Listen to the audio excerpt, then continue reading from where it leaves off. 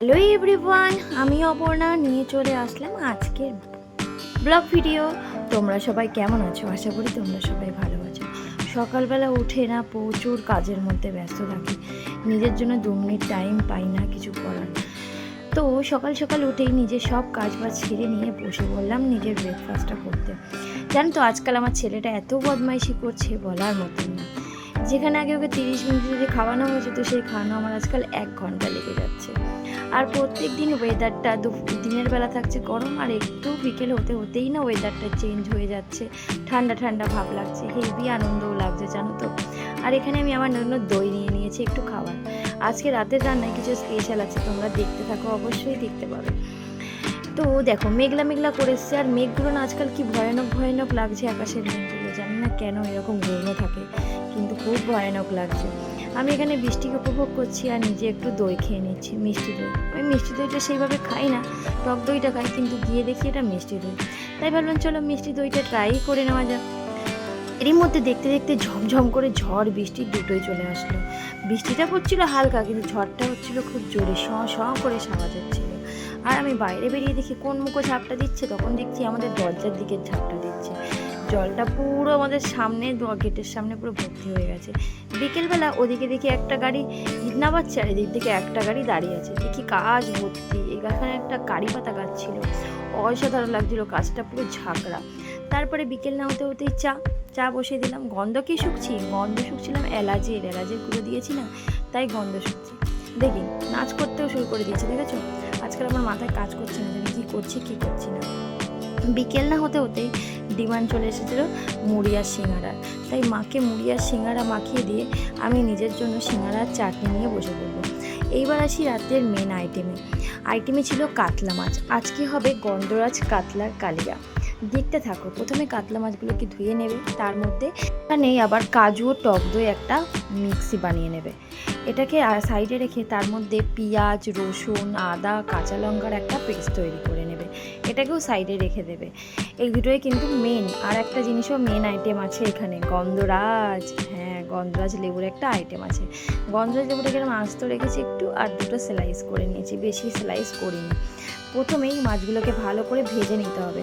ভেজে নিয়ে ওই তেলেই তোমাকে ফোড়ন দিতে হবে গোটা গরম মশলা তুলে, গরম মশলাগুলো হালকা ভাজা ভাজা হলে ওর মধ্যে তোমাকে বেটে রাখা যে পেঁয়াজের পেস্টটা ছিল সেটাকে দিয়ে দিতে হবে। পেঁয়াজ, রসুন, আদা, কাঁচা লঙ্কার যে পেস্টটা, সেটা দিয়ে ভালো করে মাখা করে ভেজে নিতে হবে জিনিসটাকে। যেই ওর কালারটা চেঞ্জ হবে, তারই মধ্যে দিয়ে দিতে হবে টক দই আর কাজু বাদামের যে পেস্টটা আছে, ওই পেস্টটা দিয়ে দিতে হবে। দিয়ে ওটাকেও ভালো করে নাড়াচাড়া করে নিয়ে পরিমাণ মতন জল দিয়ে মাছগুলোকে দিয়ে দিতে হবে। মাছগুলো ফুটে আসলে ওপর থেকে তোমাদের যে লেবুটা আছে, গন্ধরাজ লেবুর খোসাটা একটু হালকা গ্রেট করে ওপর থেকে ঝিরিঝিরি করে দিতে হবে। দিয়ে সঙ্গে লেবুর যে টুকরোগুলো আছে সেইগুলোকেও দিয়ে এবার ঢেকে রাখতে হবে হালকা ফ্লেমে। দেখবে কালারও চেঞ্জ হয়ে আসবে গ্রেভিটার, আর গন্ধটাও অসাধারণ দেবে, এতেই পেট ভরে যাবে।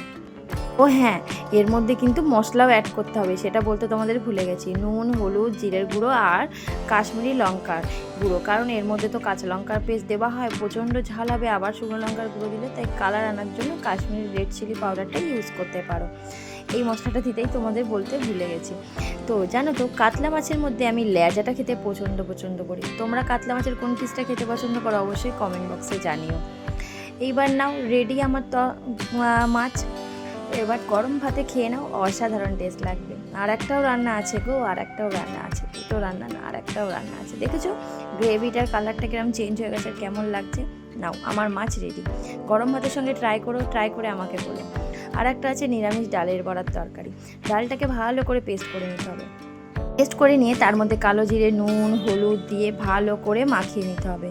মাখানো হয়ে গেলে ভাজা ভাজা করে নিতে হবে। তারপরে ভাজা হয়ে গেলে তুলে নিয়ে ওই তেলেই ফোড়ন দিতে হবে পাঁচফোড়ন আর শুকনো লঙ্কা ফোড়ন দিয়ে ওর মধ্যে কেটে রাখা সবজিগুলো দিতে হবে। কেটে রাখা সবজি কী আছে কুমড়ো, ঝিঙে, পটল, আলু আর কাঁঠালের দানা।